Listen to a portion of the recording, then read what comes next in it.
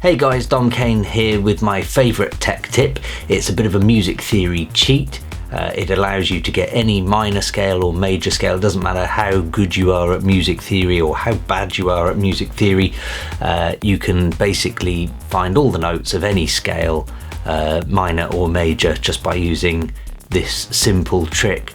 It's at least definitely doable on Ableton and Bitwig. I'm fairly sure Logic has similar. Let's take a look.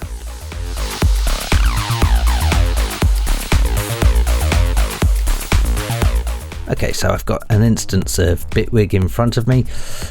As I alluded to earlier, you can do exactly the same in Ableton. I'm fairly sure you can do similar, if not exactly the same, in Logic as well.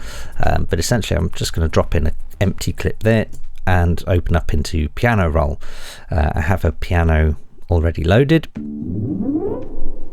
like so, and I think this looks pretty much exactly the same as it does in Ableton, Logic, whatnot, so let's just carry on from here. Now, there are basically only two things you need to remember. The first one is C will give you major.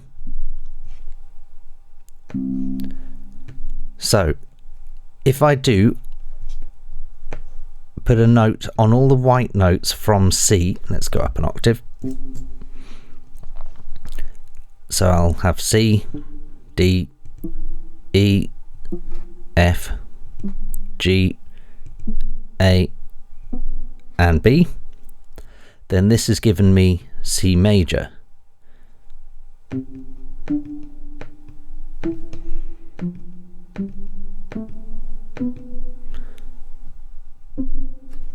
So from C to C, all the white notes is C major.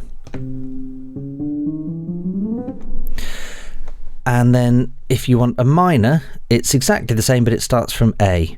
So let's put a note on A, B, C, D, E, F, G, and technically A, and that's E minor.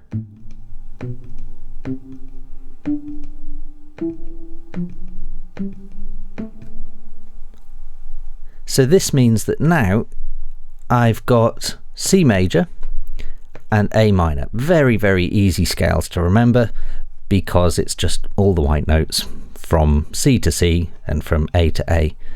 That's all you need to remember. Now if I just move the C out the way, then using this A, if I wanted to, for example, have A flat minor, then I just drag it down one. And now all of these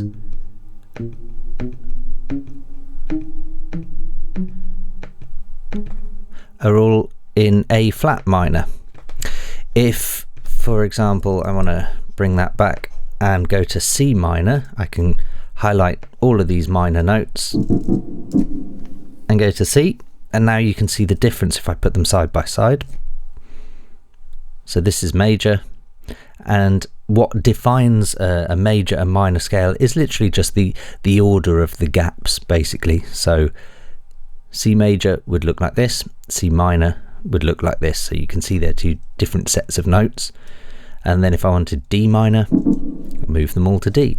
Or if I wanted A major, I'd go to A with those. It's as easy as that. So now to give you an example of, let's say we're wanting to write some chords or a melody or something, then we'll get rid of the majors and we'll use the minors. And let's say we wanted to write it in, I don't know, E flat minor. So head to E flat, and it's always the bottom note that is E flat. And what we're going to do is we're actually just going to shift these off the grid, so you can see my loop point starts over there, and I'm going to highlight them all as I have done already, and I'm just going to copy and paste them up an octave. So I've now got 2 octaves of E flat minor, and now here's the magic part.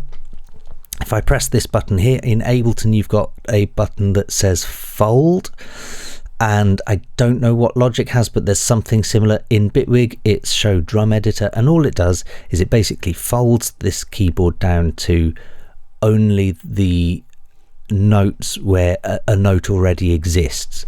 So if I press it now, and there we go, it'll just show me these notes basically.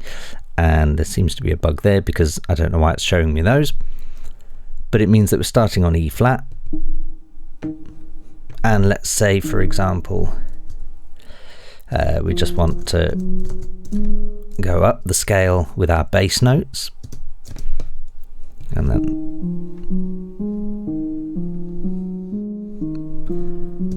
then we can just add in anything we want in any of these notes, and it will at the very least be in scale. It may not sound perfect because you're still going to need to fiddle with things. Not everything works perfectly, but it does mean that it's at least in key. So let's, for the sake of argument, let's just throw in some random notes and see what happens to these 4 notes.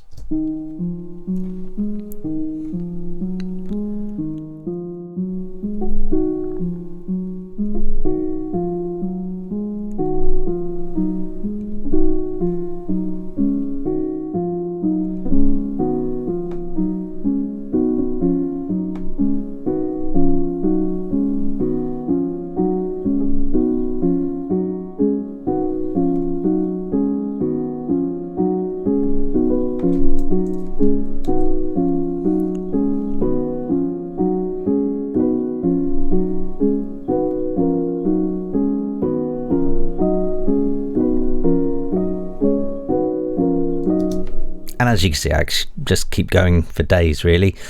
It's as simple as that. So now we know that every note I press in here, every note that I drop within here is going to be an E flat minor, and it just makes life so much easier, especially if, for example, you're doing a bootleg or a remix and you can't quite work out which notes work and where the scale is. If you can find the first note of the bass line, that's basically going to tell you what key it's in, and if you try both major and minor, then you'll figure out which one's which, because one of them will work and one of them definitely won't.